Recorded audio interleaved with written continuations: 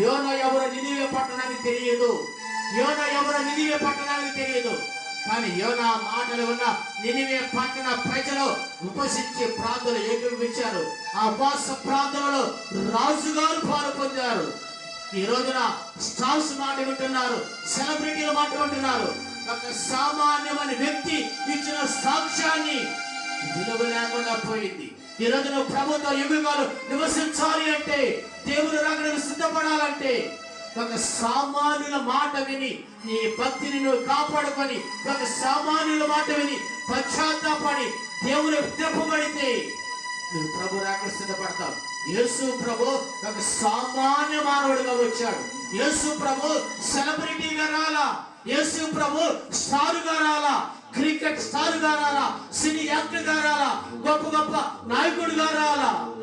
ఒక సామాన్యమైన యేసు ప్రభు మాటను వినగలిగితే చాలు దేవుని ప్రజలారా. ఒక సామాన్యమైన మాట విన్న యోనా మాట విన్న ప్రజలు, ఆ పట్టణ ప్రజలకి దేవుని కనికరము దొరికింది. దేవుని కనికరము దొరికింది.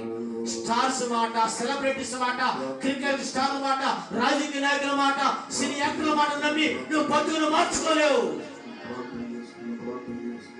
ఈ ఉపవాస ప్రారంభంలో ఉన్న నీ జీవితంలో, ఉపవాస ప్రార్థన ప్రారంభంలో ఉన్న నీ జీవితంలో దేవుడు గొప్ప కార్యాలు చేయబోతున్నాడు. దేవుని ప్రజలారా, దేవుని సంగమా, నీ జీవితంలో రెండింతలా మేలు చేయబోతూ ఉన్నాడు.